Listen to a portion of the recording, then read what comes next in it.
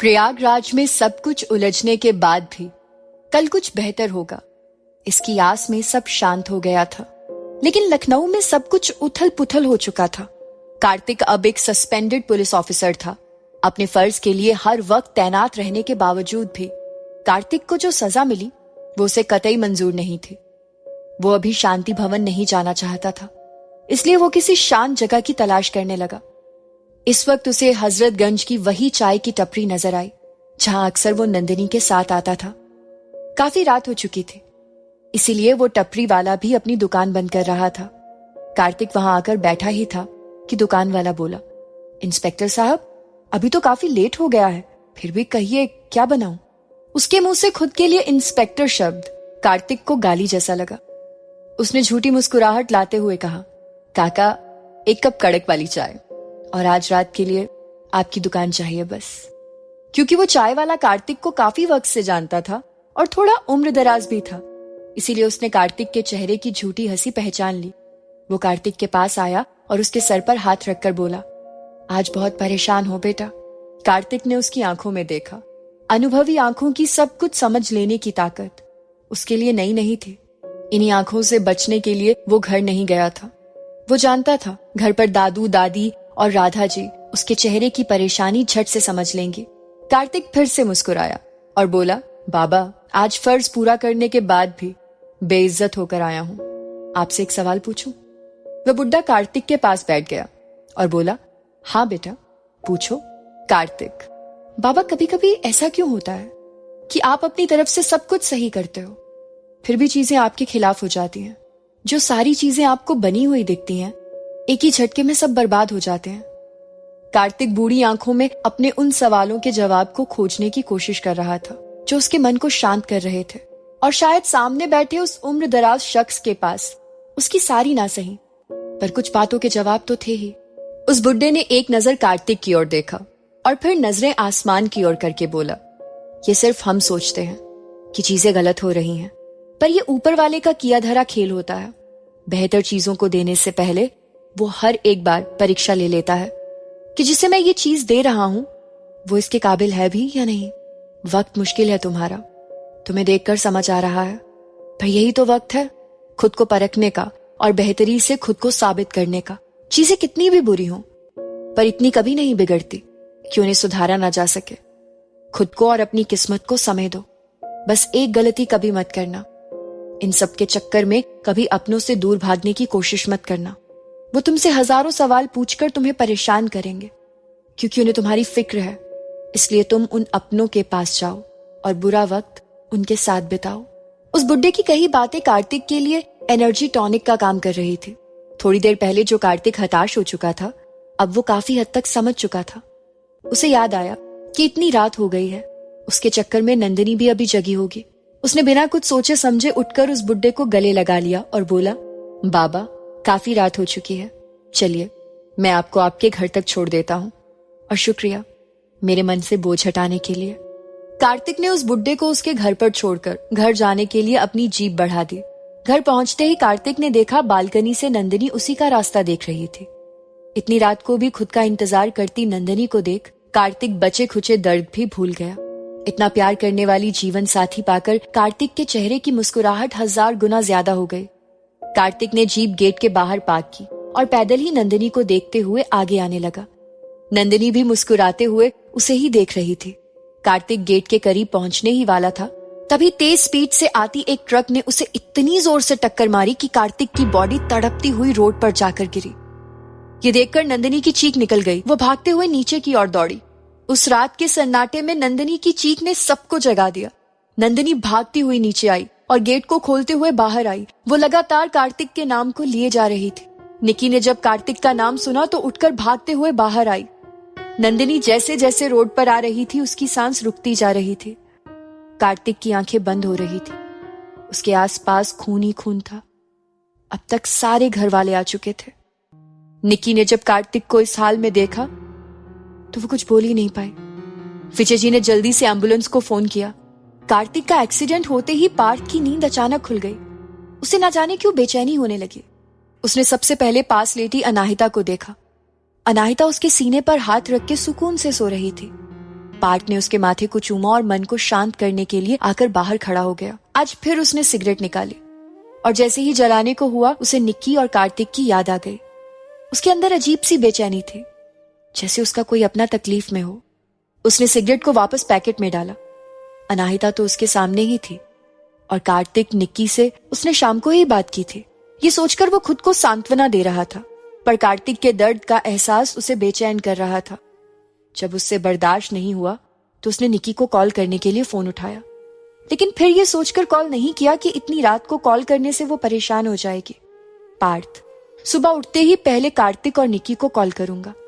न जाने क्या हुआ है, ऐसा लग रहा है भागकर जाकर कार्तिक को गले लगा लूं, जैसे वो मुझे बुला रहा हो।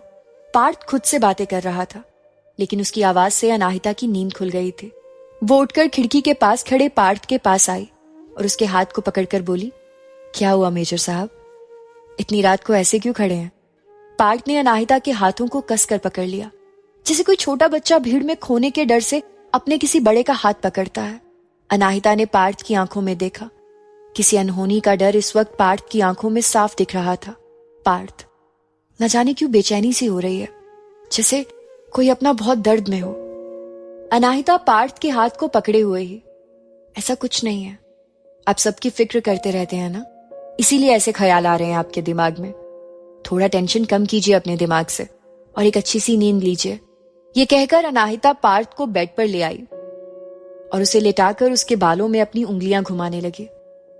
कुछ देर में पार्थ की आंखें बंद हो गई तो अनाहिता उठी और कमरे से बाहर आई। वो अनिरुद्ध के कमरे में गई तो देखा हिमानी बेड पर लेटी थी और अनिरुद्ध सोफे पर सोने की कोशिश कर रहा था।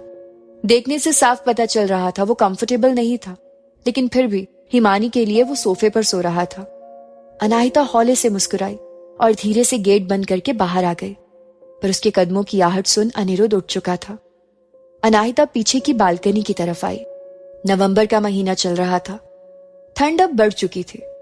कोई पर्व था शायद, इसीलिए गंगा जी में दीपक की रोशनी जगमगा रही थी। दूर से शांत गंगा जी के अंदर जल रहे दीपकों को अनाहिता देखे जा रही थी। अपने अंदर सैकड़ों लहरों को समेटे गंगा मां इस वक्त शांत थी। अनाहिता उन दीपकों में ना जाने क्या खोजने की कोशिश कर रही थी, लेकिन पार्थ की बातें उसके मन में बार बार अनजानी शंकाएं पैदा कर रही थी। तभी उसका फोन बजा। उसने उसकी आवाज को धीमा किया और कॉल अटेंड की। फोन की दूसरी तरफ शांति भवन के बाहर खड़े लोगों में से एक का फोन था। अनाहिता का दिल धड़कने लगा। अब कोई बुरी खबर नहीं सुननी थी उसे। उसने फोन पिक करके कान से लगाया और धीरे से बोली, सब ठीक है ना वहां? उधर से आवाज आई, मैम आपको जल्द से जल्द वापस आना होगा, यहां कुछ भी ठीक नहीं है। अनाहिता, क्या हुआ वहां ऐसा? अनाहिता ने यह सवाल किया तो, लेकिन मन ही मन सब कुछ सही होने की प्रार्थना कर रही थी, क्योंकि रात को 2 बजे आने वाला कॉल साधारण परिस्थिति में तो नहीं किया जा सकता। उधर से आवाज आई, मैम कार्तिक सर का एक्सीडेंट हो गया है। ये सुनते ही अनाहिता के हाथ से फोन गिर पड़ा। जिसकी आवाज पीछे खड़े अनिरुद्ध ने सुनी तो भागते हुए आकर अनाहिता के पास खड़ा हो गया। उसने फोन उठाया, लेकिन फोन टूट चुका था। अनाहिता अपनी सुनी बातों को समझने की कोशिश कर रही थी। उसे लगा वो किसी सपने में है, लेकिन अनिरुद्ध के छूते ही उसका ये भ्रम भी टूट गया। अनिरुद्ध समझ गया कोई बड़ी बात हुई है, वरना अनाहिता के हाथ से फोन ऐसे न छूटता। उसने अनाहिता को पास रखे सोफे पर बिठाकर उसके पैरों के पास बैठकर बोला, क्या हुआ अना? अनाहिता खोए हुए ही बोली, कार्तिक का एक्सीडेंट हो गया है अनिरुद्ध। अनिरुद्ध को भी अपने कानों पर यकीन नहीं हुआ। उसने अनाहिता से कहा, तुम्हें सुनने में गलती हुई है, रुको जरा। ये कहकर अनिरुद्ध ने कार्तिक को कॉल किया, पर कॉल पिक नहीं हुआ। तो उसने निक्की को कॉल किया और निक्की की रोती आवाज ने यह बात सही साबित कर दी। अनाहिता एकटक अनिरुद्ध की ओर देख रही थी और जब अनिरुद्ध ने वापस अनाहिता की ओर देखकर हाँ में सर हिलाया तो जैसे अनाहिता की बची खुची हिम्मत भी जवाब दे गई। अनाहिता आकर अनिरुद्ध के बगल में बैठ गई और उसके कंधे पर सर रखकर बोली, ये सारी बुरी चीजें हमारे साथ ही क्यों हो रही हैं? जैसे महादेव ने सारी दुनिया का एग्जाम हम ही से लेना है। हमारे अपने ही उनके फेवरेट टारगेट हो, पहले तुम, फिर माँ, बाबा और अब कार्तिक। अब हमसे नहीं हो रहा अनिरुद्ध। हम पार्थ को क्या कहेंगे? कुछ देर पहले ही तो उन्हें सब ठीक है कहकर सुलाया है। कल जब उन्हें कार्तिक के एक्सीडेंट का पता चलेगा तो क्या होगा? अब तो आंसुओं ने भी जवाब दे दिया है हमें। एक चीज ठीक करने की कोशिश करते तो दूसरी बिगड़ जाती है। कहते हुए अनिरुद्ध के कंधे पर सर रखकर अनाहिता की आंखों से एक आंसू लुढ़क कर अनिरुद्ध के कंधे पर आ गया, जिसे अनिरुद्ध ने भी महसूस किया। उसने अनाहिता के सर पर अपना हाथ रखा और सहलाते हुए बोला, खुद को संभालो अनाहिता, वरना पार्थ का क्या होगा। हर हालत में उसने तुम्हें संभाला है, अब तुम्हारी बारी है। अनाहिता अनिरुद्ध को हग करते हुए बोली, पार्थ को यह बात पता नहीं चलनी चाहिए अनिरुद्ध, हम कल सुबह ही लखनऊ के लिए निकलेंगे। अब जो होगा वहीं पहुंचकर होगा, तब तक पार्थ को कुछ भी पता नहीं चलना चाहिए। अनिरुद्ध, तुम जो चाहती हो वैसा ही होगा, बस इतना समझ लेना मैं हर डिसीजन में तुम्हारे साथ हूं। अनाहिता ने अनिरुद्ध की आंखों में देखा और बोली, तुम्हारे बिना तो हम खुद को सोच भी नहीं सकते। और वापस उसने अपना सर अनिरुद्ध के कंधे पर टिका लिया। अपने कमरे के गेट पर खड़ी हिमानी ने जब अनिरुद्ध और अनाहिता को देखा तो उसने अपने आंखों के कोनों पर आए आंसुओं को साफ किया और खुद से ही बोली, मैं थोड़ी देर के लिए भूल गई थी कि आप दी के अलावा और किसी से प्यार नहीं कर सकते। आपने खुद ही कहा था, दी की जगह कोई नहीं ले सकता। फिर भी मैं आपके नजदीक आने की कोशिश करती रही। साफ दिखता है आपकी आंखों में दी के लिए प्यार। उनके दर्द को जितना आप महसूस करते हैं उतना तो सिर्फ जीजू ही महसूस कर सकते हैं। मैं कैसे आपकी इस बेपनाह मोहब्बत को बदल कर अपनी किस्मत में डालने का सोच सकती हूं। ऐसी गलती मैं नहीं कर सकती। आपसे इश्क करना मेरे बस में है, लेकिन आपको जबरदस्ती हासिल करना मेरी नीयत कभी भी नहीं थी, ना ही होगी। लेकिन अनाहिता की आंखों की तरफ जब उसकी नजर गई तो उसका दिल भी किसी अनजाने डर से भर गया। तभी अनिरुद्ध ने अपने हाथ की घड़ी में टाइम देखा। रात के 3 बज रहे थे। उसने अनाहिता के चेहरे को अपने हाथों में थामा और कहा, अब तुम खुद को संभालो और मेरी बात ध्यान से सुनो। पार्थ का अभी लखनऊ के लिए जाना अच्छा नहीं है, इसीलिए तुम्हें अभी उसे यहीं रोकना होगा, कारण कोई भी दो। और रही वहां जाने की बात, तो मैं और हिमानी लखनऊ चले जाते हैं। अनाहिता, लेकिन कार्तिक की हालत ऐसी है और अगर हमने ये बात पार्थ से छुपाई तो उसे बहुत बुरा लगेगा। अनिरुद्ध, बाद में कार्तिक को ठीक देखकर उसका बुरा लगना झेल लेंगे हम लोग मिलकर, लेकिन अभी उसका टूट कर पागल होना हम अफोर्ड नहीं कर सकते। तुम्हें पता है, पार्थ ने अगर कार्तिक को इस हाल में देख लिया तो वो किसी की परवाह किए बिना उसकी तह तक जाने के लिए पगला जाएगा, जैसे कि निक्की के केस में हुआ था। और उस वक्त इन दोनों ने क्या किया था तुम्हें पता ही है। अनाहिता कुछ नहीं बोली। उसे पता था अनिरुद्ध कहीं ना कहीं सारी बातें सही कह रहा था। पार्थ जब कार्तिक को इस हालत में देखेगा तो बिना कुछ सोचे समझे उस इंसान को ढूंढने लगेगा जिसकी वजह से कार्तिक की ये हालत हुई है, और फिर क्या होगा उसे कोई नहीं जान सकता। अनाहिता और अनिरुद्ध ये बातें कर ही रहे थे, लेकिन उन्हें क्या पता था कि पीछे कमरे में लेटा पार्थ कब का उठ चुका था और कार्तिक के एक्सीडेंट की खबर सुन पागल हो गया था। वो तुरंत ही भागते हुए अनाहिता और अनिरुद्ध के सामने आया और उन्हें देखकर आगे बढ़ गया। उसकी आंखों में आंसू और दर्द एक साथ दिख रहा था। पार्थ भागते हुए नीचे आया और हवेली का दरवाजा खोला ही था कि सामने दक्ष और शांतनी खड़े थे। पार्थ के पीछे ही अनाहिता, अनिरुद्ध और हिमानी भागते हुए आए। अनिरुद्ध जानता था इस खबर के बाद पार्थ का खुद पर कंट्रोल नहीं है और वो गुस्से में कुछ भी कर सकता है। दक्ष को सामने देख पार्थ की आंखें गुस्से में लाल हो गई। उसने गुस्से में कहा, मेरे रास्ते से हट जाओ। दक्ष, यही मैंने भी कहा था, लेकिन तुम लोग सीधी बातें समझने वाले हो ही नहीं। अब देखो, उल्टे तरीके से तुम्हें समझाना कितना आसान है। दक्ष का ये कहना था कि पार्थ ने उसका गला पकड़ लिया और उसे लगभग अपनी हाइट से ऊपर उठा दिया। दक्ष दर्द से तड़पने लगा। अनाहिता और हिमानी एक कदम पीछे हट गई, क्योंकि पार्थ का ये रूप उन्होंने देखा ही नहीं था। पार्थ ने उसे ऐसे उठाए हुए ही चीख कर कहा, मैंने भी कहा था, अगर मेरे परिवार के किसी भी मेंबर को कुछ हुआ ना तो तुझे कोई नहीं बचा पाएगा, ना तू दूसरे दिन का सूरज देख पाएगा। मेरे दोस्त को दर्द देकर तुमने अपने अंत के दिन पर मोहर लगा दी है। अभी तक तू जिंदा था क्योंकि मुझे लगा तुझे सजा वो ही दे जिसको तूने दर्द दिया है, पर तू गंदी नाली का वो कीड़ा है जो आहट पाते ही छुप जाता है और जब कोई पास ना हो तो फिर कुल बुलाने लगता है। ये बातें बोलने के दौरान पार्थ ने दक्ष को ऊपर ही टांग रखा था और दक्ष सिर्फ मिमियाने के अलावा और कुछ भी नहीं कर पा रहा था। अनिरुद्ध और शांतनी उसे दक्ष को नीचे उतारने को कह रहे थे, लेकिन पार्थ उनकी सुनने के मूड में कतई नहीं था। जब कोई रास्ता नहीं दिखा तो अनिरुद्ध ने हिमानी को इशारा किया कि वो अनाहिता को पार्थ को रोकने को बोले, पर अनाहिता तो बस आंखें खोले पार्थ के इस रौद्र रूप को देखे जा रही थी। अनिरुद्ध के हिलाने पर वो होश में आई और आकर पार्थ के हाथ को पकड़कर दक्ष को नीचे उतारने को कहा, लेकिन पार्थ ने उसे उतारा नहीं और लगभग बेहोशी हो चुके दक्ष को देखकर कहा, बस कुछ सेकंड और फिर हमेशा के लिए खत्म। पार्थ को किसी की बात ना मानते देख शांतिनी ने जल्दी से गार्ड्स को अंदर बुलाया और दूर खड़ी अमिता को देखकर कहा, कैसी बीवी है तू? तेरा पति मरने वाला है और तू तमाशा देख रही है। अमिता ने उसकी बात का कोई जवाब नहीं दिया। जब अनाहिता ने देखा कि अब कोई चारा नहीं है तो उसने पार्थ के चेहरे को थामा और उसके होंठों पर अपने होंठ रख दिए। अनिरुद्ध ने ये देखा तो एक पल के लिए उसके होठों पर मुस्कान आ गई और उसने चेहरा घुमा लिया। बाकी सब भी इधर उधर देखने लगे थे। पार्थ के हाथों की पकड़ ढीली हो गई और दक्ष का शरीर झूलता हुआ नीचे गिर पड़ा। दक्ष के गिरने की आवाज सुनते ही अनाहिता पार्थ से अलग हो गई। पार्थ अब भी गुस्से में ही था। उसने अनाहिता की ओर देखा और कहा, ये तुमने बहुत गलत किया अनाहिता, मर जाने दिया होता इस कीड़े को। अनाहिता, इसे हम कभी भी मार सकते हैं, लेकिन अभी कार्तिक के पास जाना ज्यादा इम्पोर्टेंट है। और वैसे भी इन जैसे नीच दुश्मनों का जिंदा रहना बहुत जरूरी है, क्योंकि इन्हीं की वजह से शेर और शेरनियों के पंजे की धार बनी रहती है। पार्थ ने अनाहिता को कुछ नहीं कहा, लेकिन खुद गुस्से में आकर गाड़ी के कांच पर अपना हाथ दे मारा। सब उसकी तरफ आए, पर उसे इसकी फिक्र कहाँ थी। वो नीचे बैठी शांतिनी और लगभग मौत के एक कदम दूर दक्ष के पास आया और उनकी तरफ देखते हुए बोला, तुमने देश के साथ धोखा किया, फिर खुद के भाई और उसके और मेरे परिवार के साथ इतना गलत किया और अब मेरे दोस्त को मारने की कोशिश की। बस ये तुम्हारा किया हुआ आखिरी गलत काम था। मैं अनाहिता जैसे नियमों और कानून में नहीं बंधा, ना ही इतना अच्छा हूं कि तुम्हें मारने के लिए सबूतों और गवाहों का इंतजार करूं। इसलिए अब कुछ भी करने से पहले 1000 बार सोचना। आज बच गए, किस्मत मेहरबान थी, पर अगली बार की कोई गारंटी नहीं है। तभी उसे आते हुए 4 गार्ड्स दिखे। उसने झटके से उठते हुए उन चारों को बारी बारी से हवेली की दीवार पे दे मारा। हवेली की दीवार पर खून के छींटे जा पड़े।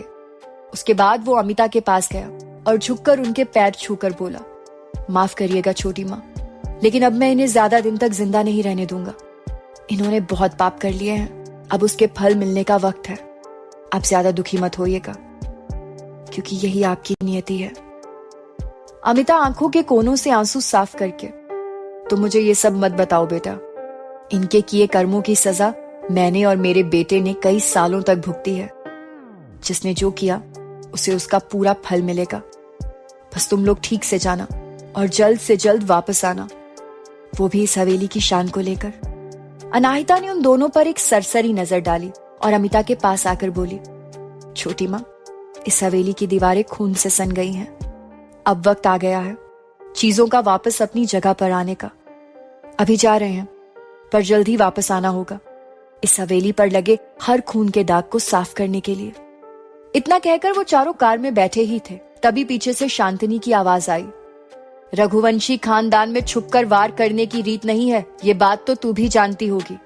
इस सिन्हा के पोते के दोस्त के साथ हमने कुछ नहीं किया। जो किया उसे सीना ठोक कर कबूल किया है, पर जो नहीं किया उसे नहीं मान सकती। तुझे यकीन नहीं है, ये बात अच्छे से जानती हूँ, लेकिन तूने खुद ही कहा है कि साहिब ने तुझे इस हवेली की शेरनी बनाया है, तो लखनऊ जाकर ये पता जरूर लगाना कि तेरा ये नया दुश्मन कौन है, जिसे तुम लोगों की उस नस का पता है जिस पर वार करते ही तुम सारे ऐसे तड़पने लगे हो, और पता चले तो मुझे जरूर बताना। कहते हुए शांतिनी जोर से हंसने लगी। बाकी सब ने उसकी बात इग्नोर करी और पार्थ ने कार बढ़ा दी, लेकिन अनाहिता के दिमाग में शांतिनी की कई बातें गूंजने लगी। उसने स्टीयरिंग पर हाथ रखा और कार रोक दी।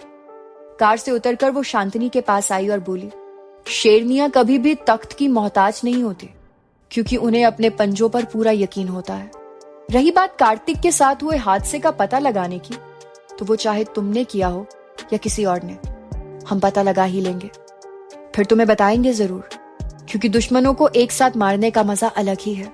फिर उसने शांतिनी के गालों को थपथपाते हुए कहा, यही कुछ बचे खुचे पल हैं तुम्हारी जिंदगी में, जितना हंस सकती हो हंस लो, क्योंकि अगली बार जब हम तुमसे मिलेंगे तो तुम्हारे आंसू थमेंगे नहीं।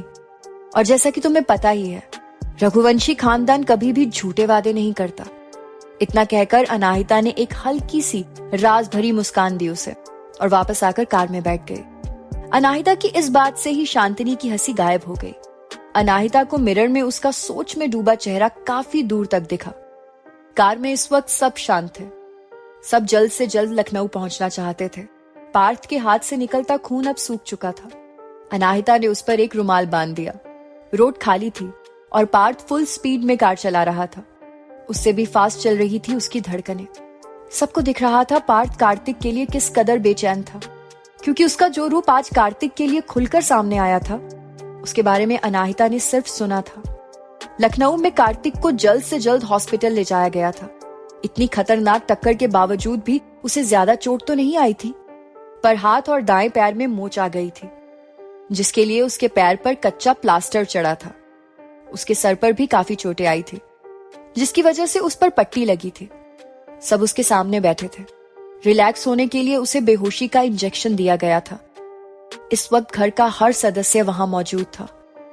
जल्दबाजी में विजय जी ने दिल्ली फोन कर दिया था, जिस वजह से मिस्टर और मिसेस ओबरॉय भी लखनऊ के लिए निकल गए थे। सुबह सूरज की रोशनी के साथ ही पार्थ लखनऊ पहुंच चुका था। वो भागते हुए हॉस्पिटल आया। इस वक्त उसकी आंखें सिर्फ और सिर्फ कार्तिक को ठीक देखना चाहती थी। विजय जी और दादू आगे थे, पर पार्थ उनके आगे भी नहीं रुका। उसने कॉरिडोर में खड़े एरिश को देखा और उसने बिना कुछ कहे सामने के वार्ड की ओर अपनी उंगली कर दी। पार्थ भागते हुए दरवाजे को खोलते हुए सीधा कार्तिक के बेड के पास आकर रुका। उसने देखा एक तरफ निक्की कार्तिक के माथे पर हाथ रखे बैठी थी और दूसरी तरफ नंदिनी कार्तिक के हाथों को थामे बैठी थी। यकीनन उसकी और निक्की दोनों की आंखें भरी थी। पार्थ को वहां देखते ही निक्की की खुशी उसकी आंखों से बहने लगी थी। वो रोते हुए आकर पार्थ के गले लग गई। पार्थ ने उसे कसकर गले लगा लिया। नंदिनी अब भी वैसे ही बैठी थी। पार्थ के पीछे पीछे ही हिमानी, अनिरुद्ध और अनाहिता वार्ड में आ गए। पार्थ ने निक्की को अपने बगल में किया और नंदिनी के सर पर अपना हाथ रखा। पार्थ के छूते ही नंदिनी का दर्द फूट पड़ा। उसने पार्थ को कसकर पकड़ लिया। वो रोते हुए बोली, भाई मैं बहुत डर गई थी। पार्थ ने उसके सर पर अपना हाथ रखते हुए कहा, सच कहूं तो इस बार तो मैं खुद ही डर गया हूं। तभी नंदिनी की नजर अनाहिता पर पड़ी और उसने पार्थ को पकड़े हुए ही खींचकर अनाहिता को भी गले से लगा लिया। तभी कार्तिक की आंखें खुली और सबको अपने पास देखकर उसके चेहरे की वही मुस्कुराहट दिख गई जो हमेशा से उसके चेहरे पर रहती थी, जो हमेशा उसके चेहरे पर रहती थी। वो कराहते हुए बोला, ये गंगा जमुना का मिलन हो गया हो तो मुझ पर भी ध्यान दे दो यारो। फिलहाल बीमार तो मैं हूं। उसका ये कहना था कि सबका ध्यान उस पर चला गया। प्रयागराज में सब कुछ उलझने के बाद भी कार्तिक को होश में आया देख सबके चेहरे पर हंसी आ गई। कार्तिक ने पार्थ और बाकी सबको देखा तो बोला, तुम लोग इतनी जल्दी कैसे आ गए? वैसे मैं तो अभी एकदम ठीक हूं, फिर क्यों इतना ड्रामा चल रहा है? और फिर निक्की की ओर देखकर, ओ तेरी, ये चुड़ैल भी रो रही है, फिर तो पक्का मेरे ठीक होने का दुख होगा इसको। कार्तिक की इस बात पे निक्की बिना कुछ बोले जाकर उसके गले लग गई। कार्तिक ने हल्के से अपना हाथ उठाया तो उसे दर्द हुआ। फिर भी उसने उसे निक्की की पीठ पर रखते हुए कहा, ओ मेरी नौटंकी वाली चुड़ैल, ये आंसू ससुराल के लिए बचा के रख। कुछ दिनों में जाने वाली है, तब काम आएंगे। क्योंकि जैसे तेरे लक्षण हैं, शिवांगी आंटी तो तेरी बैंड बाजा बारात सब निकालेगी। उसकी इस बात पे निक्की ने वापस उसे गले लगा लिया तो कार्तिक वापस से बोला, चुड़ैल, तेरे अंदर किस संस्कारी की आत्मा घुस गई है? क्योंकि इतनी चुपचाप रहने वाली तो तू है नहीं। कहीं प्रैक्टिस तो नहीं कर रही? सुन ना, वैसे सच बता, सच में दर्द हुआ या बस इन लोगों को देखकर रोए जा रही है? कार्तिक की इस बात पे निक्की ने उसके दूसरे हाथ पर चिमटी काट कर कहा, कमीने कुत्ते, तू नहीं सुधरेगा। जान निकाल ली थी एक झटके में और बोलता है सच में दर्द हुआ था ना? बेटा, जान नहीं निकली, बस एरिश के बिन जी सकती हूँ, पर तेरे बिन नहीं। उसके इस बात पे कार्तिक ने एरिश की ओर देखकर कहा, देख लो भाई एरिश, अभी भी टाइम है, वरना क्या पता कल कुछ भी हो सकता है। उस पर से मैं हूं भी तो इतना हैंडसम और स्मार्ट। मैं तो भाई वाली फीलिंग के साथ सेट हूं, पर इन मैडम के लक्षण बड़े खतरनाक लग रहे हैं मुझे। उसकी इस बात पे एरिश मुस्कुरा के रह गया, पर निक्की ने उसकी पीठ पर धौल जमाते हुए कहा, तू और हैंडसम, लगता है एक्सीडेंट का असर सीधा दिमाग पे ही हुआ है। सोचा बेड पे पड़ा है, थोड़ा सा प्यार दिखा दूं, पर कुत्ते को घी हजम हुआ है कभी जो आज हो जाएगा? जन्मजात कमीना है तू। कार्तिक, हाँ वो तो हूं मैं। फिर पार्थ की ओर देखकर, तू किस मुहूर्त का इंतजार कर रहा है मेजर? आ गले लग यार। लगा था तुझे मिल नहीं पाऊंगा, पर किस्मत ने इस बार बता दिया कि अभी जिंदगी काफी बड़ी है। हमें अपनी दोस्ती के किस्से बच्चों को साथ में सुनाने हैं। आजा मेरे यार। कार्तिक के बुलाने पर पार्थ आकर कार्तिक के गले लग गया और उसका गुस्सा उसकी आंखों से बह निकला। उसने कसकर कार्तिक को गले लगा लिया। दोनों दोस्तों ने एक दूसरे को ऐसे गले लगाया था जैसे जन्मों बाद मिले हों। इस वक्त सब शांत खड़े उन्हें ही देख रहे थे। थोड़ी देर बाद पार्थ ने दूर खड़ी निक्की को पास बुलाया और उसे भी गले लगा लिया। इन तीनों के बीच का ये अटूट रिश्ता सबको पता था। बाकी रिश्ते एक जगह और इन तीनों की ये दोस्ती एक तरफ। तीनों दोस्त काफी वक्त एक दूसरे के गले लगे रहे। फिर अनाहिता ने मुस्कुराते हुए कहा, अरे भाई हम लोग भी खड़े हैं लाइन में, कोई हमें भी मिलने दो। अनाहिता की इस बात पे कार्तिक ने उन दोनों को अलग किया और बोला, शेरनी खुद मिलने के लिए कह रही है भाई, मुझे उससे मिलने दो पहले तो। उसके साथ की बहुत ज्यादा जरूरत है मुझे फिलहाल। कार्तिक की इस बात पे निक्की और पार्थ ने उसे घूर कर देखा तो वो बोला, अरे पागल, खुद के लिए बॉडीगार्ड की व्यवस्था कर रहा हूँ।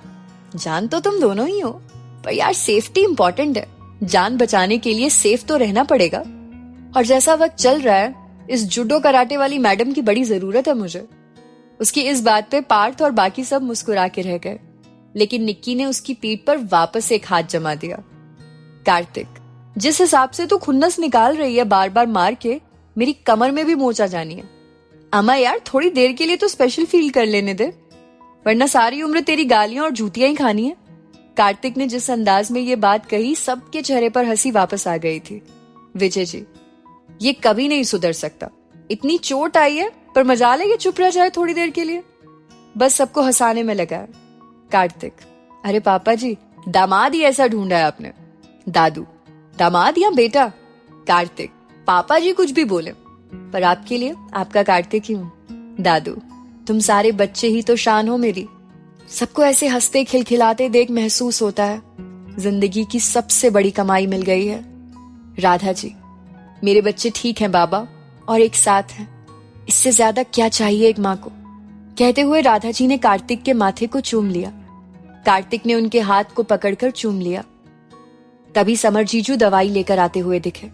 उनके साथ आती रिया दी बोली, माँ हमें तो इतना प्यार कभी नहीं किया, ये बेटों के लिए एक्स्ट्रा केयर। हमारे तो बस दादू हैं। और जाकर दादू को गले लगा लिया। दादू, मेरे तो सारे बच्चे ही हैं। राधा जी ने रिया के कान खींचते हुए। अच्छा दादू की चमची, अब दादू से ही कहना हर चीज। राधा जी की इस बात पे सब हंसने लगते हैं। इन सब के बीच अनाहिता का ध्यान नंदिनी पर था, जो एकटक कार्तिक को देखे जा रही थी। अनाहिता ने नंदिनी का हाथ कार्तिक के हाथ में रखा और सबको कहा, क्यों ना हम सब कुछ देर के लिए बाहर चलें? अनाहिता के ऐसे कहने पर सबको नंदिनी का ध्यान आया, जो काफी देर से चुप थे। विजय जी, हाँ मुझे डॉक्टर से कुछ दवाइयों के बारे में बात करनी है। दादू, अरे मैं तो भूल ही गया, मुझे शिवांगी जी और रिचा बेटा से बात करनी थी। परसों से निक्की और एरिश की शादी की रस्में होने वाली हैं। ये कहकर दादू और विजय जी वार्ड से बाहर निकल लिए। राधा जी, मुझे भी घर जाना है, आज साहिब के पैरों में मालिश करनी थी। ये कहकर वो भी निकल ली। एरिश ने निक्की का हाथ पकड़कर उसे कहा, निक्की जरा बाहर तो आओ, कुछ जरूरी बात करनी है। समर जीजू और रिया दी भी ऐसे ही कोई बहाना बनाकर बाहर आ गई। सबको बहाने बनाकर जाते देख कार्तिक ने कहा, आप भी ले जाइए शेरनी जी अपने मेजर साहब को, आपको भी कोई जरूरी बात करनी होगी। कार्तिक की इस बात पर अनाहिता मुस्कुराते हुए उसके पास आकर उसके हाथ को थाम कर बोली, कुछ चीजें हम बिना कहे समझ लेते हैं भाई साहब, आप अभी नंदिनी से बात कीजिए, हम लोग बाद में बातें करते हैं।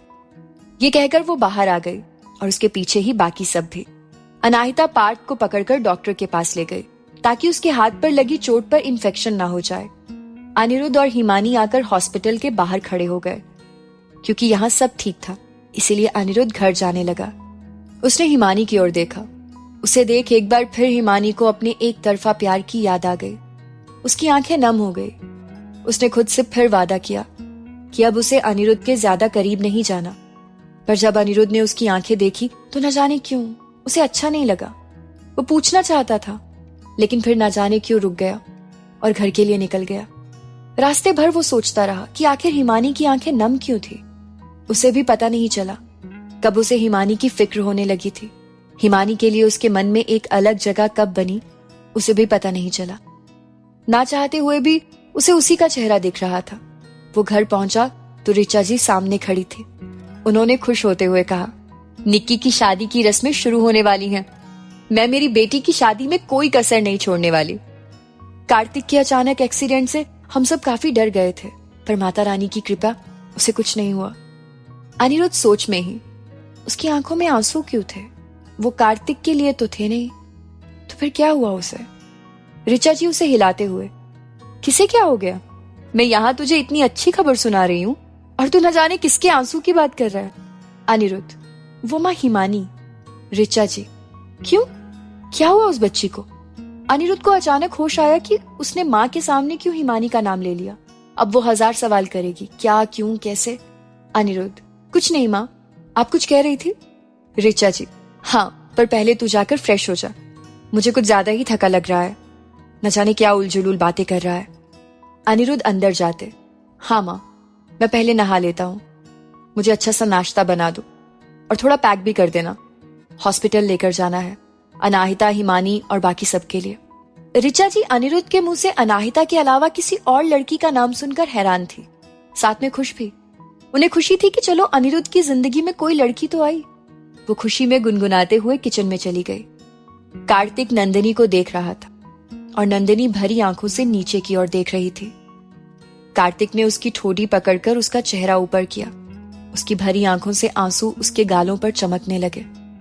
कार्तिक ने उसके गालों पर आते आंसुओं को साफ किया और उसे गले लगने का इशारा किया। नंदिनी बिना कुछ बोले उसके गले लग गई। कार्तिक भी मुस्कुराते हुए बोला, इस चीज की सबसे ज्यादा जरूरत थी मुझे। ठंड पड़ गई मेरी सीने में। सच कहे नंदिनी, माताजी ने तुम्हें सुकून की गुड़िया बनाया है। जब जब सीने से लगती हो, लगता है मौत तक ऐसे ही मेरे सीने से लगी रहो। कार्तिक का ये कहना था कि नंदिनी ने उसे घूर कर देखा तो कार्तिक बोला, लास्ट वाली लाइन मजाक थी, आजा मेरी सुकून वाली गुड़िया। और उसने उसे वापस कस कर गले लगा लिया। पार्थ के हाथ पर डॉक्टर पट्टी कर रहा था, लेकिन पार्थ को कोई दर्द नहीं था। अनाहिता उसका चेहरा देखे जा रही थी। पट्टी हो जाने के बाद पार्थ बाहर आ गया। निक्की और एरिश को वहां रुकने का बोल पार्थ घर आ गया। अनाहिता भी उसके साथ घर आ गई। दोनों नहा धोकर वापस रेडी हो गए। अब तक राधा जी घर नहीं आई थी, तो अनु जी ने पार्थ को नाश्ता दिया। ध्रुव और रुद्राक्ष से मिलने के बाद अनाहिता साहिब को देखने चली गई। पार्थ नाश्ता करके अपने रूम में आया। अनाहिता साहिब से मिलकर वापस हॉल में आई तो पार्थ नहीं था। उसने मुक्ति से पार्थ के बारे में पूछा तो मुक्ति ने कमरे की ओर इशारा किया। पार्थ लगभग चुप सा हो गया था और अनाहिता से पार्थ की खामोशी बर्दाश्त नहीं हो रही थी। वो कमरे में आई तो देखा पार्थ मिरर के सामने खड़े होकर बाल सेट कर रहा था। उसने मुड़कर अनाहिता को देखा और वापस बाल सेट करने लगा। अनाहिता को पार्थ का यूं घूम जाना नागवार गुजरा। उसने दरवाजा बंद किया तो पार्थ बोला, गेट क्यों लॉक कर रही हो? अनाहिता कुछ नहीं बोली और चुपचाप खड़ी होकर पार्थ को घूरने लगी। उसने देखा पार्थ ने व्हाइट शर्ट के साथ ब्लू जीन्स पहनी थी, जिसमें वो काफी हैंडसम लग रहा था। उसने अभी अभी बियर्ड सेट की थी। पार्थ, नहीं बोलना ना बोलो, गेट खोल दो, मुझे बाहर जाना है। इतना कहकर पार्थ आगे बढ़ा ही था कि अनाहिता ने खींचकर पार्थ को बेड पर धक्का दे दिया और उसके ऊपर चढ़कर बैठ गई। पार्थ, क्या है ये? कैसी हरकतें करने लगी हो आजकल तुम? वहां हवेली में सबके सामने किस कर लिया और अभी ये? नाश्ते में भांग की गोली वोली खा ली थी क्या? अनाहिता, हम एकदम सही हैं और अपने होशो हवास में हैं। हो तो आपको गया है। सुबह से ना कुछ बोल रहे हैं ना ही हमसे बात कर रहे हैं। ऐसा क्या गलत कर दिया हमने? हम तो बस आपको कुछ भी गलत करने से रोकना चाहते थे, बस। पार्थ, उसके और भी तरीके थे। सबके सामने ऐसे किस करना जरूरी था क्या? अनाहिता, गुस्सा तो ऐसे हो रहे हैं जैसे किसी गैर को किस कर दिया है। अपने मेजर साहब को ही तो किया। पार्थ ने अनाहिता को पीछे की तरफ से पकड़ा और अपने करीब लाकर कहा, किसी और को किया होता तो ना तुम जिंदा होती ना ही वो शख्स। दोनों को जिंदा जमीन में दफन कर देता और फिर खुद को भी। अनाहिता प्यार से उसकी आंखों में देखते हुए, हाय, इतना प्यार और इतना गुस्सा दोनों एक साथ। कहीं खुशी से हार्ट अटैक ना आ जाए हमें। पार्थ ने उसे अपने ऊपर से हटाते हुए। यही तुम्हारी बातें और हरकतें मुझे चुप रहने पर मजबूर करती हैं। अनाहिता एक आईब्रो उठाकर, ऐसा क्या कांड कर दिया हमने? एक किसी तो की। पार्थ उसकी नकल करते हुए, दोबारा ऐसा कांड करने की सोचना भी मत। अनाहिता, जरूर करेंगे, 1000 बार करेंगे। पार्थ, हिम्मत है तो दोबारा करके दिखाओ, फिर मैं बताऊंगा मैं क्या हूं। अनाहिता, और हमें बताने की जरूरत भी नहीं है कि हम क्या हैं। कहते हुए अनाहिता पार्थ के करीब आ गई, इतने करीब कि उसकी सांसें पार्थ के चेहरे पर महसूस होने लगी। उसने पहले अपने गालों को पार्थ के गाल पर रखा तो पार्थ के चेहरे पर मुस्कान आ गई और उसकी आंखें बंद हो गई। अनाहिता ने पार्थ की बंद आंखें देखी तो वापस से उससे दूर हो गई और बोली, इतने भी बेकाबू नहीं है हम कि आपके उकसाने पर काम करने लगे। कहते हुए वो उठ खड़ी हुई और बाहर जाने के लिए मुड़ी ही थी कि पार्थ ने उसे झटके से खींच लिया। अनाहिता आकर पार्थ के सीने पर गिर गई, जिससे उसका जूड़ा खुल गया और उसके सुनहरे बाल चेहरे पर आ गए।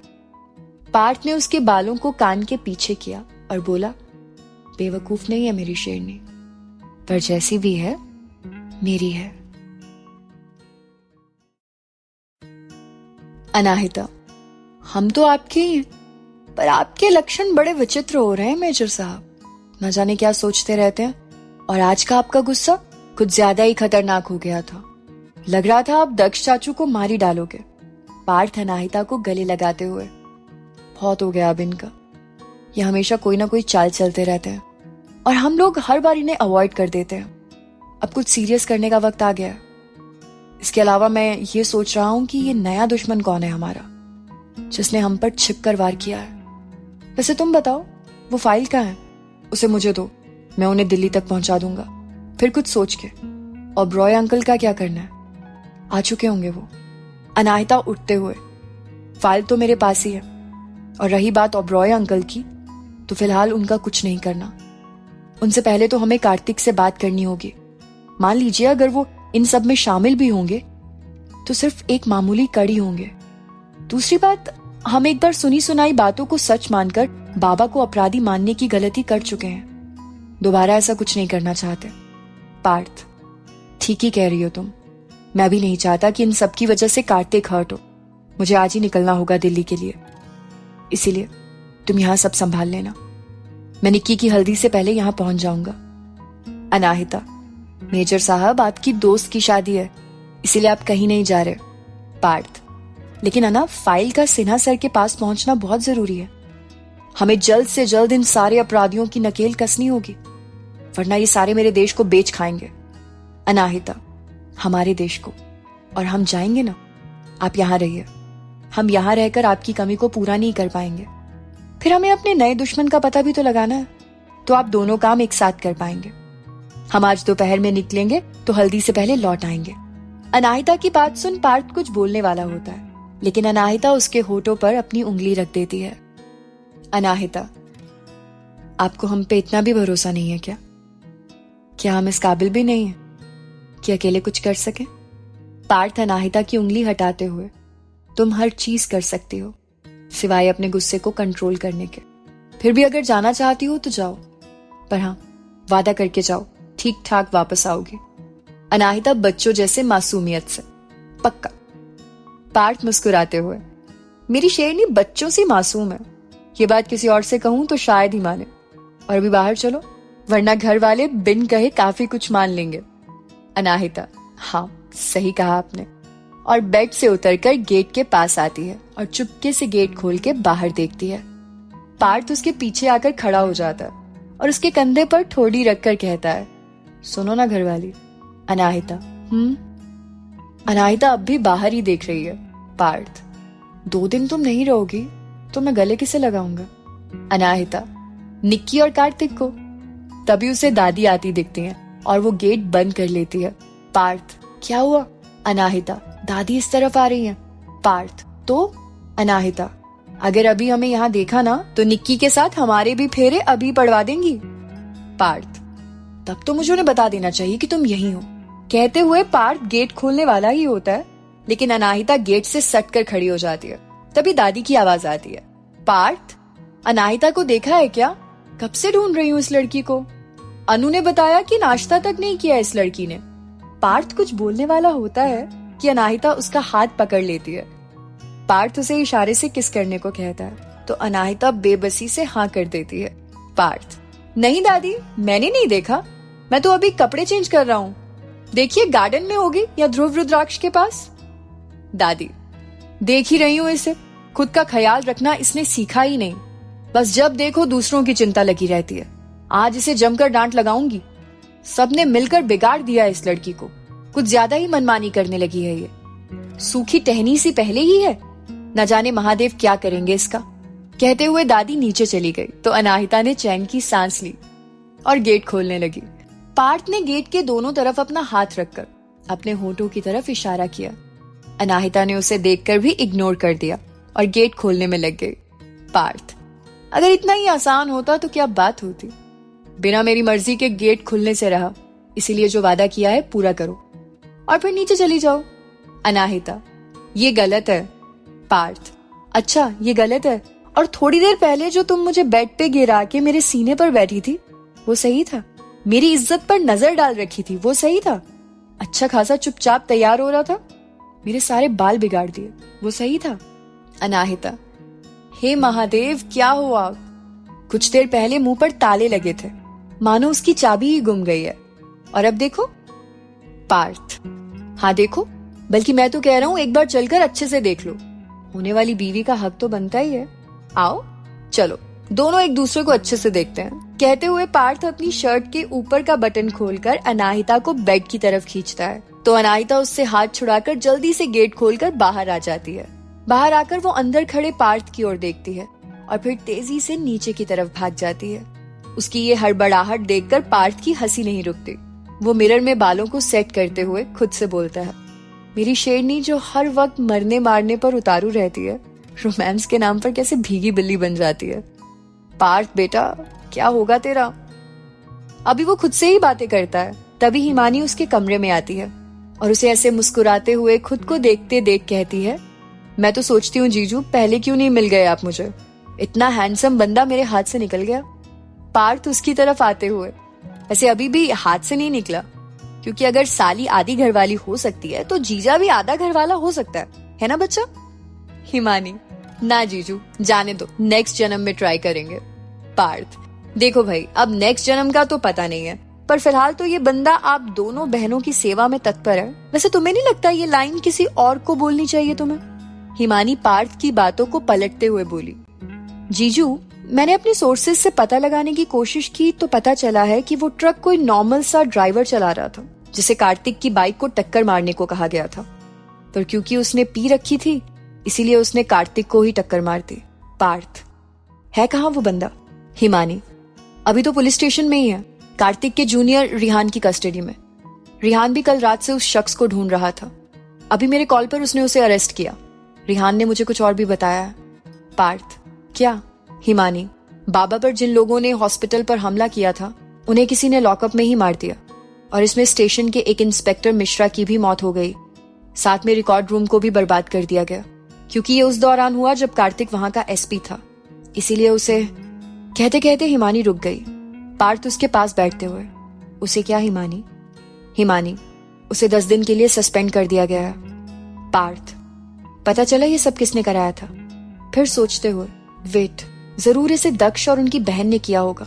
हिमानी, पुलिस स्टेशन पर जो हुआ वो वही दोनों का किया धरा है, पर कार्तिक के एक्सीडेंट में उनका कोई हाथ नहीं है, वो किसी और का किया धरा है जिसका कोई भी लिंक हमारे पास नहीं है। फिलहाल हमारे लिए वो एक परछाई है जो अभी अंधेरे में छिपा हुआ है। पार्थ, उसे जल्द से जल्द ढूंढना होगा हिमानी, और उन गुंडों का भी पता लगाना होगा जिन्होंने स्टेशन पर हमला किया था, ताकि कार्तिक की कोई गलती नहीं है ये प्रूफ कर सकें। हिमानी, मामू की बात हुई है कमिश्नर से, उन्होंने बताया है कि ऊपर से प्रेशर था इसीलिए उन्हें कार्तिक को सस्पेंड करना पड़ा, वरना उन्हें तो पता था कि कार्तिक की कोई गलती नहीं है। पार्थ, ये भी ठीक है, लेकिन अगर अभी किसी को इस बात का पता नहीं है तो उन्हें बताने का कोई मतलब भी नहीं है। उन्हें इससे दुख होगा। कार्तिक को ठीक होने में वैसे भी 10 दिन लगेंगे, तब तक हम लोग उन दोनों गुंडों को पकड़ ही लेंगे, फिर हिमानी को देखकर पकड़ लेंगे ना। हिमानी मुस्कुराते हुए, जी जीजू जरूर पकड़ लेंगे, बस मुझे अपने पुराने लोगों को इस काम में लगाना पड़ेगा। पार्थ, गुड, और अपनी प्यारी धी को ये बात मत बताना अभी वो दिल्ली जाने वाली है। मैं नहीं चाहता वो कोई टेंशन लेकर जाए। हिमानी, अकेले क्यों जा रही हैं वो? उन्हें नहीं पता क्या कि अब उनकी जान को और खतरा है? पार्थ, तुम शायद अपनी बहन को ठीक से समझ नहीं पाई हो। उसका दिमाग और उसकी आंखें किसी भी सिचुएशन को मात दे सकती हैं। वो सोते वक्त भी होशियार रहती है, फिर चाहे जैसा खतरा हो। मुझे उसके लिए डर नहीं लगता, उसके गुस्से से डर लगता है। हिमानी, ये बात तो आपने सच कही जीजू, पर एक बात तो मैं बेहतर तरीके से जानती हूँ कि अगर आपने ये बात अनिरुद्ध को बताई तो वो जरूर दीदी के साथ जाएंगे। पार्थ, हाँ, उस चुंबक के बारे में तो मैं भूल ही गया था। जहाँ अनाहिता वहाँ उसका दोस्त अनिरुद्ध। पार्थ की इस बात पर हिमानी मुस्कुराने लगी, साथ ही उसकी आंखें भी भर आई। पार्थ ने जब उसकी भरी आंखें देखी तो कहा, चिंता मत करो, कुछ दिन बाद वो ऐसे ही तुम्हारी भी फिक्र किया करेगा। हिमानी अपनी आंखों के आंसू को साफ कर मुस्कुराते हुए, ऐसे सपने मत दिखाइए जो कभी पूरे नहीं हो सकते। अनिरुद्ध जितनी दी की फिक्र करता है उतनी वो अपनी जिंदगी में किसी और की नहीं कर सकता, क्योंकि उन दोनों का रिश्ता हम सबकी सोच समझ से बहुत परे है। पार्थ, ये बात तो सच है, पर अनिरुद्ध साथ जाएगा तो एक तरह से मेरी भी थोड़ी बहुत टेंशन कम रहेगी, क्योंकि मैं चाहे जितना भी कह लूं कि अनाहिता खुद को संभाल सकती है, पर फिर भी उसकी चिंता तो लगी ही रहती है। दोनों ही बातें कर रहे थे, तभी नीचे से अनाहिता की आवाज आई, अगर जीजा साली की बातें हो गई हो तो हमें हॉस्पिटल भी जाना है, जल्दी से दोनों नीचे आ जाओ। अनाहिता की आवाज सुनकर दोनों एक बार फिर से हंस दिए और एक दूसरे से बोले, शेरनी की दहाड़ सुनी? मैडम ने हुक्म दे दिया है, जल्दी से नीचे चलते हैं। और दोनों नीचे आ गए। तीनों यहाँ से निकले और सीधा हॉस्पिटल पहुंच गए। हॉस्पिटल में अब तक मिस्टर ओबरॉय और मिसेस ओबरॉय पहुंच चुके थे। जहाँ मिसेस ओबरॉय की आंखों में आंसू थे, वहीं मिस्टर ओबरॉय गुस्से से लाल पीले हो रहे थे। वो बार बार दादू से पूछ रहे थे आखिर ये सब कैसे हुआ, लेकिन कोई उन्हें क्या बताता जब उन्हें ही कुछ पता नहीं था। तभी अनाहिता, पार्थ और हिमानी आते दिखे। पार्थ और अनाहिता को लगा कि मिस्टर ओबरॉय हिमानी को देख कुछ तो रिएक्ट करेंगे, क्योंकि वेपन्स डीलिंग से जुड़े लगभग हर बिजनेसमैन को हिमानी से डर था। उन्हें लगा हो सकता है मिस्टर ओबरॉय जानबूझकर हिमानी को इग्नोर कर रहे हो, इसीलिए उन्होंने कुछ नहीं कहा।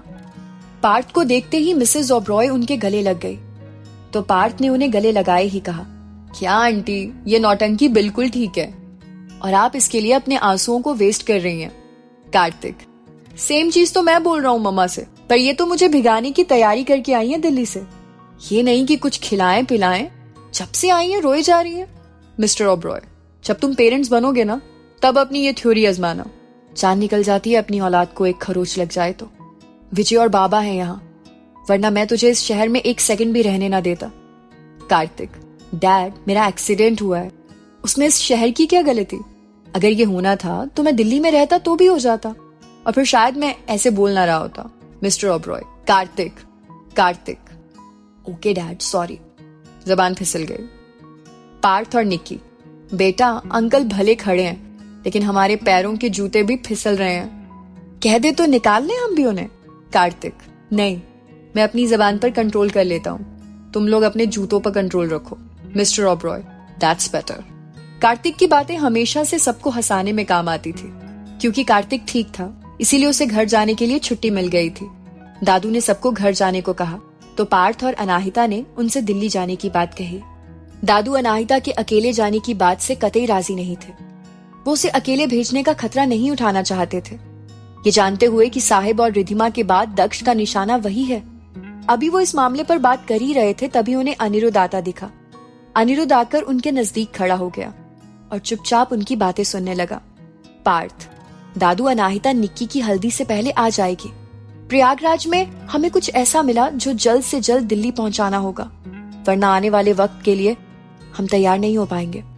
दादू, तुमने सोच भी कैसे लिया कि मैं अनाहिता को अकेले जाने दूंगा? इसके काम में हम कोई रोक टोक नहीं करेंगे, पर इसे अकेले जाने देना मुझे बिल्कुल भी सही नहीं लगता। हिमानी, दादू हम चले जाते हैं दी के साथ। दादू, तुम दोनों को भी अकेले मैं नहीं जाने दूंगा। पार्थ, अगर आपको इसके अकेले जाने से प्रॉब्लम है तो अनाहिता के साथ अनिरुद्ध चला जाएगा, क्योंकि मैं तो जा नहीं सकता। यहाँ की जिम्मेदारियां मैं हर बार पापा के कंधों पर नहीं डाल सकता। दादू, फिर ठीक है। वैसे मैं शिवेंद्र, कार्तिक के पापा, और अर्चना, कार्तिक की माँ को भी निक्की की शादी के लिए रोकने वाला हूँ। अब वो हमारे समधी हैं। मिस्टर ओबरॉय के यहाँ रहने की बात सुन चारों एक दूसरे को देखने लगे। ये उनके लिए एक प्लस पॉइंट था। मिस्टर ओबरॉय की गैर मौजूदगी में उनके बारे में पता लगाना काफी हद तक सही होगा। तभी विजय जी वहां आते हैं और अनाहिता की दिल्ली जाने की बात को सही कहते हुए कहते हैं, बेटा देश पहले, बाकी चीजें बाद में। मुझे तुम्हारे दिमाग और तुम पर पूरा भरोसा है। मेरा अच्छा वाला बच्चा है ये। हमेशा ऐसे ही रहना, कोई भी हालात हो, देश को सबसे आगे रखना। अनाहिता, आपके भरोसे और साथ की एक प्रोटेक्शन दीवार हमेशा हमारे साथ रहती है पापा। विजय जी, वो हमेशा ही रहेगी। और हाँ, निकलना है तो अभी निकल लो, क्योंकि फ्लाइट 1 बजे की है। मैं तुम्हारा टिकट अभी करवा देता हूँ। पार्थ, पापा 2 टिकट, एक अनिरुद्ध का भी। फिर अनिरुद्ध की ओर देखकर, सॉरी, तुमसे बिना पूछे मैंने ये कहा। अनिरुद्ध, इसके लिए तुम्हें कभी भी मेरी परमिशन की जरूरत नहीं है पार्थ। अनाहिता का साथ देना मेरी चॉइस के साथ मेरी रिस्पॉन्सिबिलिटी भी है। मैं इसे अकेले फ्लाइट में मजे नहीं लेने दे सकता। पार्थ हंसते हुए, ये भी ठीक है। फिर अपनी घड़ी को देखकर, अभी 11 बज रहे हैं। मैं तुम दोनों को एयरपोर्ट छोड़ देता हूँ। तब तक पापा आप बाकी सबको लेकर घर चलो। अंकल आंटी भी थके होंगे। मैं एरिश को घर चलने का कहकर आता हूँ। हिमानी, जीजू मैं भी चल सकती हूँ क्या आपके साथ एयरपोर्ट? पार्थ कुछ बोलता उससे पहले अनिरुद्ध बोल पड़ता है, हाँ चलो ना, अनाहिता को अच्छा लगेगा। पार्थ, हाँ चलो, और अनाहिता को ही क्यों, हम सबको भी अच्छा लगेगा, है ना अनिरुद्ध? पार्थ की इस बात से अनिरुद्ध झेप जाता है और जाते हुए कहता है, मैं सबके लिए नाश्ता लेकर आया था, लेकर आता हूँ। अनिरुद्ध के इस तरह शर्माने पर पार्थ और अनाहिता के साथ दादू भी मुस्कुराने लगते हैं, जबकि हिमानी उनके बेवजह मुस्कुराने से सोच में पड़ जाती है। थोड़ी देर में बाकी घर के लिए निकलते हैं और ये चारों एयरपोर्ट के लिए। जहां हमेशा की तरह अनिरुद्ध और हिमानी पीछे की सीट पर थे, वहीं अनाहिता और पार्थ आगे की सीट पर। पार्थ का हाथ अनाहिता के हाथों को थामे हुए था और अनाहिता ने उसके कंधे पर सर रखा था। म्यूजिक प्लेयर पर गाना बज रहा था। उनकी नजर जो नजर से मिली। ये पहली बार था जब अनाहिता पार्थ के बिना कहीं जा रही थी। उसका चेहरा बता रहा था कि वो दुखी थी। उसे पार्थ की आदत हो गई थी और अब पार्थ के बिना रहना उसे किसी भी तरह गवारा नहीं था। पीछे की सीट पर बैठा अनिरुद्ध हिमानी की ओर देखे जा रहा था, लेकिन हिमानी बाहर की ओर देख रही थी। ऐसा नहीं था कि हिमानी उसे देखना नहीं चाहती थी, पर वो ऐसे करके खुद को और तकलीफ नहीं देना चाहती थी। अनिरुद्ध को हिमानी का ना देखना बहुत खटक रहा था। उसका मन कह रहा था कि वो हिमानी के हाथ को थाम कर उसकी आंखों में आए आंसुओं की वजह पूछे। पहले की तरह अनिरुद्ध की हर बात का जवाब दे। जैसे पहले वो उसकी आंखों में बिना पल के झपकाए देखती थी, वैसे ही फिर से देखे। उसे हिमानी के हर लफ्ज, हर हरकत, हर अंदाज अच्छा लगने लगा था। अब उसके लिए हिमानी सिर्फ एक लड़की नहीं थी, ये बात वो जानता था, लेकिन ये उसे कह पाना उसके लिए आसान नहीं था। उसका दिमाग कह रहा था कि अनाहिता उसका प्यार है, पर दिल पर अब उसका जोर नहीं रह गया था। वो हिमानी से बोल नहीं पा रहा था, क्योंकि ऐसे में उसे खुद के ही प्यार पर डाउट होता। उसके हिसाब से प्यार सिर्फ एक बार होता है, जो उसने अनाहिता से कर लिया है। फिर जो फीलिंग्स उसे हिमानी के लिए हो रही थी। तभी गाने के आगे के बोल उसकी उलझनों को और बढ़ाने लगे। अनिरुद्ध इन्हीं उलझनों में अटका था। कांच से पार्थ ने अनिरुद्ध का चेहरा देखा। अनिरुद्ध का हाथ हिमानी के हाथ तक गया तो, पर अनिरुद्ध ने उसे वापस खींच लिया और खिड़की के बाहर की ओर देखने लगा। पार्थ को यकीन हो गया कि अनिरुद्ध अपने अंदर के भावों को समझकर भी समझ नहीं पा रहा। बस वो ये नहीं समझ पा रहा था कि हिमानी आखिर अपनी तरफ से कोई कोशिश क्यों नहीं कर रही है।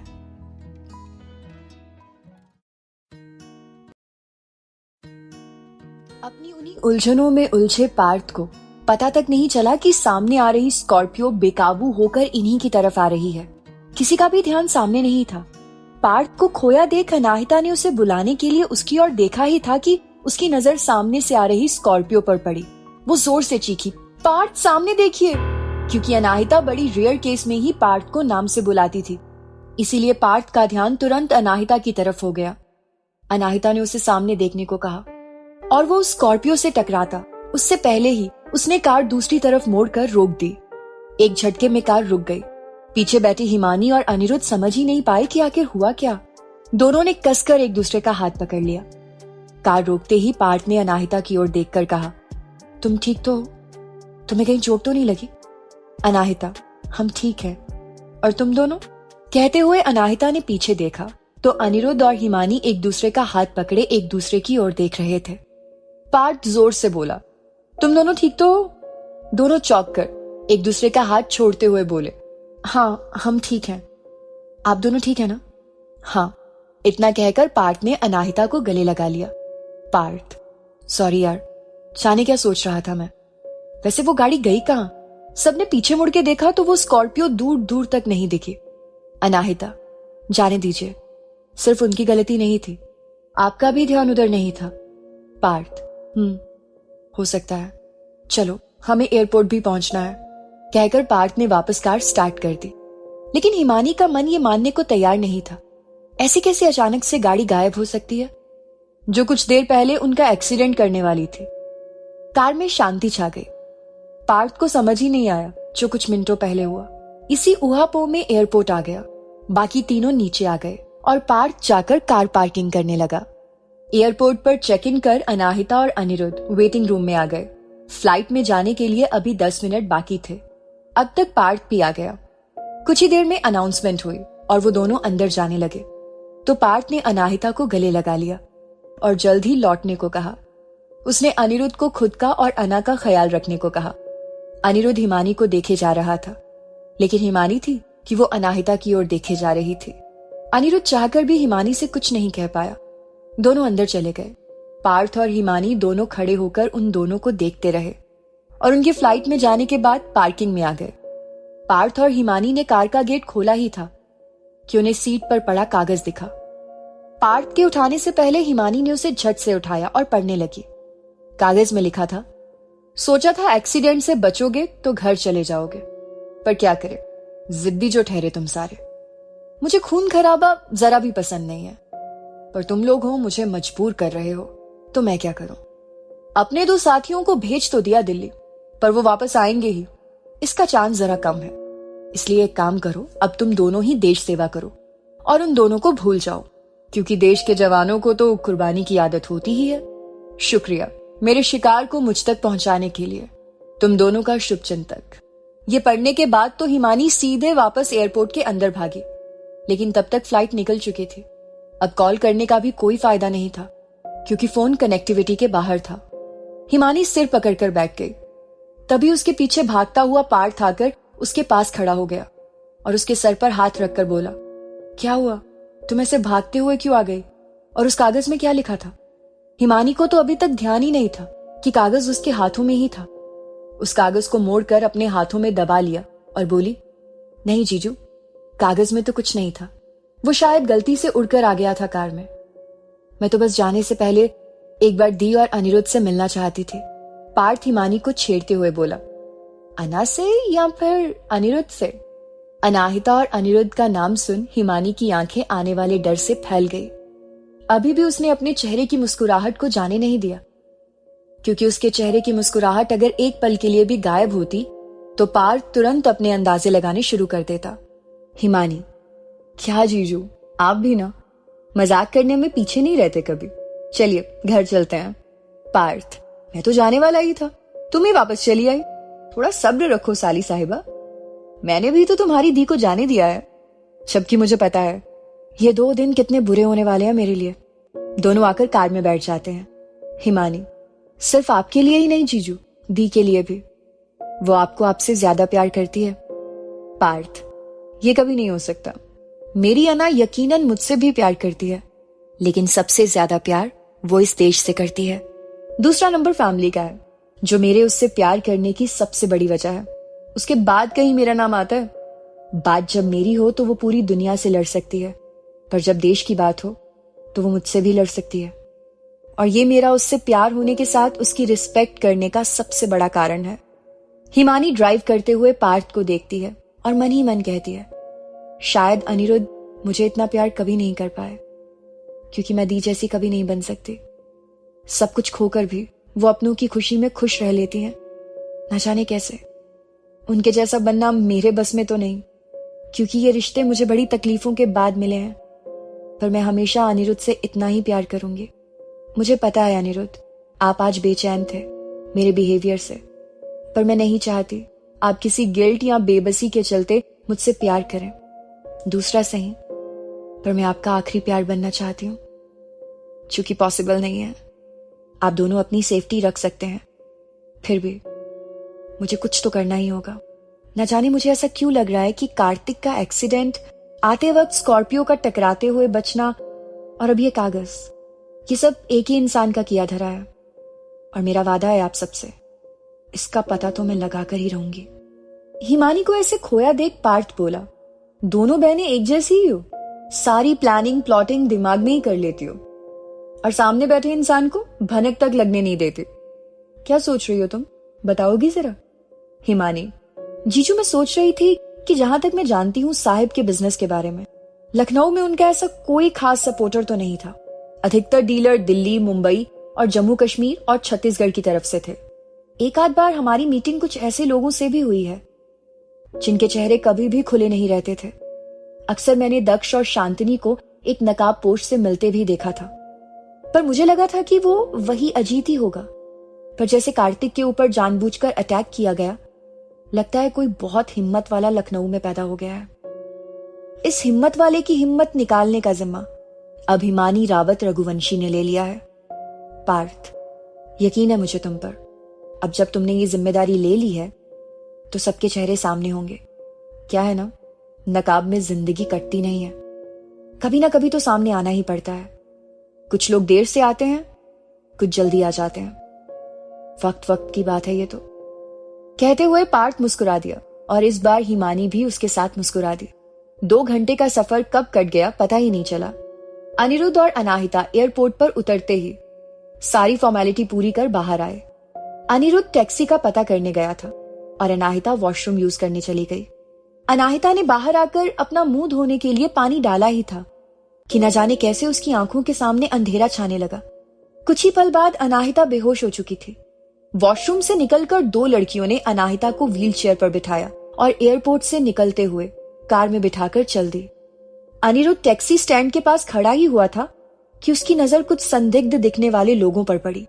उसने उन लोगों को इग्नोर किया और टैक्सी में बैठे हम उम्र लड़के से पूछा, भाई शंकर विहार चलोगे? लड़का, जरूर चलेंगे भैया, आइए बैठिए, पर किराया मीटर के हिसाब से देना होगा। अनिरुद्ध मुस्कुराते हुए, हाँ भैया हाँ, रुको जरा मैं अपने दोस्त को लेकर आता हूँ।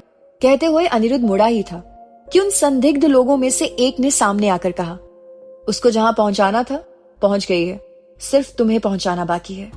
इतना सुनना था कि अनिरुद्ध उसकी तरफ बढ़ चला और उसके कॉलर को पकड़कर बोला, कौन कहां पहुंच गया है? तुझे पता भी है तू किससे बात कर रहा है? वो आदमी हंसते हुए, हमसे बेहतर शायद ही कोई अभी तुझे दिल्ली में जानता होगा, इसलिए ज्यादा चू चपड़ मत कर और जैसा बोल रहे हैं वैसा कर। अनिरुद्ध, जैसा तुम कहो वैसा करने के लिए मैं तुम्हारा एम्प्लॉय नहीं हूं। तू हमें कैसे जानता है? और इस वक्त अनाहिता कहां है? अनिरुद्ध को बोलता देख वो आदमी बोला, तुम तीनों को इसकी बातें सुनने के लिए नहीं बुलाया, इसका मुंह बंद करो और डालो इसे गाड़ी की डिक्की में। उस आदमी का इतना बोलना था कि पीछे खड़े तीनों आदमी अनिरुद्ध की तरफ बढ़ने लगे। अनिरुद्ध को पकड़ना इतना आसान भी नहीं था। अपनी तरफ आ रहे आदमी को अनिरुद्ध ने एक पंच खींच कर मारा। इससे जबड़े का जियोग्राफी थोड़ा चेंज हो गया। उसके आगे के 4 दांत न जाने कहां गायब हो गए। इतने में दूसरा आदमी चाकू लेकर अनिरुद्ध की तरफ बढ़ा ही था, पर अब अनिरुद्ध रुकने वाला नहीं था। उसने अपने पैरों को मोड़कर उसके पेट पर एक लात जमाई और उसके सर को पकड़कर घुमा दिया। इसी तरह अनिरुद्ध ने तीसरे और चौथे का हाल भी वही किया। अब सिर्फ सामने वो इंसान खड़ा था जो अब तक अनिरुद्ध के सामने खड़ा होकर उसे धमकी पे धमकी दिए जा रहा था।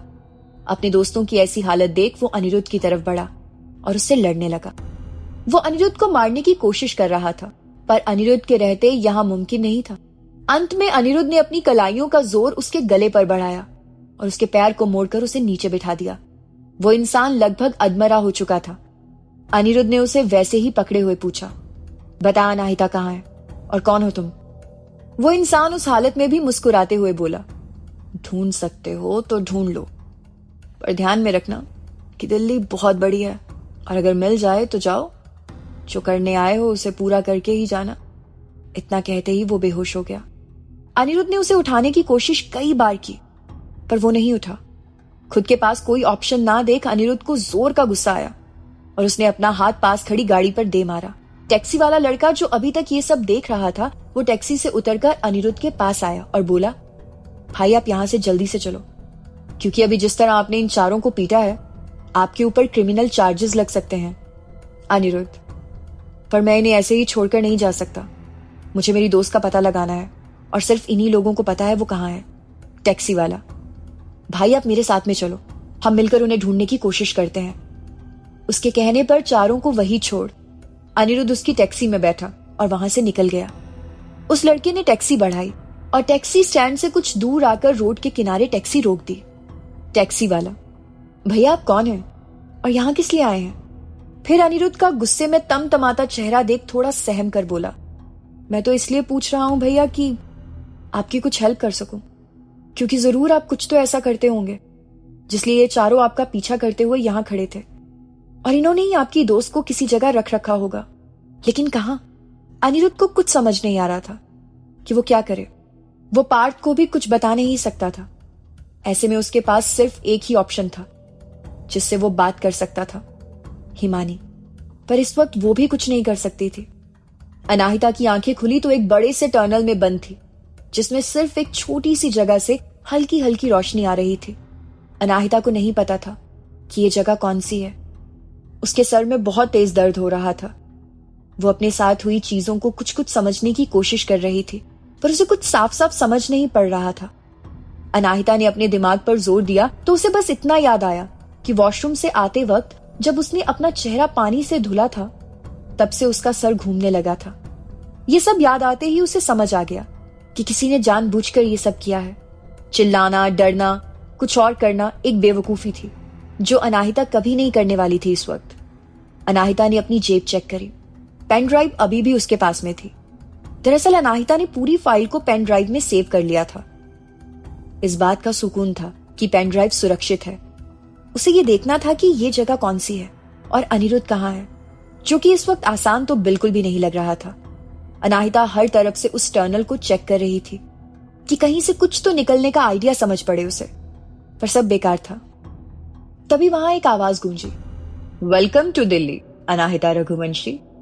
काफी दमदार शख्सियत है तुम्हारी। इतने साइन देने के बाद भी आखिर तुम बचते बचाते दिल्ली पहुंच ही गई। पर क्या फायदा, आर्मी कैंप तुम तब भी नहीं पहुंच पाओगी।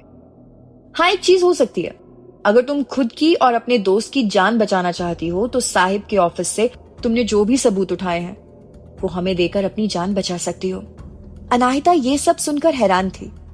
उसे अब समझ आ रहा था कि हर पल उसके ऊपर नजर रखी जा रही थी, चाहे वो प्रयागराज जाना हो या फिर बाकी के इंसिडेंट। अब हर चीज समझ आने लगी थी। अनाहिता बड़ी ही शांति से, तुम जो कोई भी हो, हमें ऐसी डील देने का मतलब तो यही है कि देश का भला तो तुम बिल्कुल भी नहीं सोचते। और हाँ, अगर तुम हमें उस फाइल के लिए यहां लेकर आए हो तो तुमसे ज्यादा घटिया इंसान शायद ही कोई होगा। अपनी जान बचाने के लिए हम पूरे देश को खतरे में डालें। हमारी जान इतनी भी महंगी नहीं है। देश उससे कहीं ज्यादा महत्व रखता है हमारे लिए। रही फाइल देने की बात, वो तो तुम हमारे मरने के बाद भी नहीं पा सकोगे। आवाज वापस गूंजी, अपनी ना सही, अपने दोस्त की जिंदगी का ख्याल करो। क्या मिलेगा तुम्हें उसे मारकर? अनाहिता, इस देश पर हमारे जैसी हजारों जानें कुर्बान हैं। अगर देश के लिए उनकी जान गई तो हमें हमारे दोस्त पर गर्व होगा। आवाज वापस आई, जानता हूं बहुत जिद्दी हो तुम अनाहिता रघुवंशी, पर इस बार ये जिद नहीं चलेगी। प्यार से ना सही, जबरदस्ती ही, पर फाइल तो तुम्हें देनी ही होगी। उसका इतना कहना था कि आवाज करते हुए करीब 15 लोग अंदर आ गए और अनाहिता को घेर कर खड़े हो गए। रोड पर खड़े अनिरुद्ध के दिमाग में अचानक से एक ख्याल आया और उसने अपने बैग से अपनी घड़ी निकालकर उसे अपनी कलाई पर बांधी और उसका ट्रैकर ऑन कर दिया। अनिरुद्ध के ट्रैकर ऑन करते ही अनाहिता की कलाई पर बंधी घड़ी की बीप बज गई। अनाहिता ने भी अपनी घड़ी ऑन की और उन सब से भिड़ गई। उसके घड़ी ऑन करते ही अनिरुद्ध के फोन में अनाहिता की लोकेशन आ गई और अनिरुद्ध के चेहरे पर एक मुस्कान आ गई। उसने टैक्सी वाले की तरफ देखा और कहा, भैया Rajpath E block, central security, नई दिल्ली चलोगे? टैक्सी वाला मुस्कुराते हुए, जरूर चलेंगे भैया, चलिए जल्दी चलते हैं आपके दोस्त के पास। और उसने अपनी टैक्सी बढ़ा दी।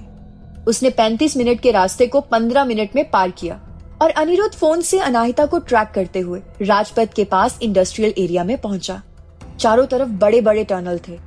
अनाहिता इनमें से किस में थी, अनिरुद्ध को पता लगाना था। तभी चौथे नंबर के टनल से आवाजें आई, जिसे सुनकर अनिरुद्ध को समझ आ गया कि अनाहिता उसी में है, पर उसमें जाना कैसे है। अनिरुद्ध उसका रास्ता देखने लगा।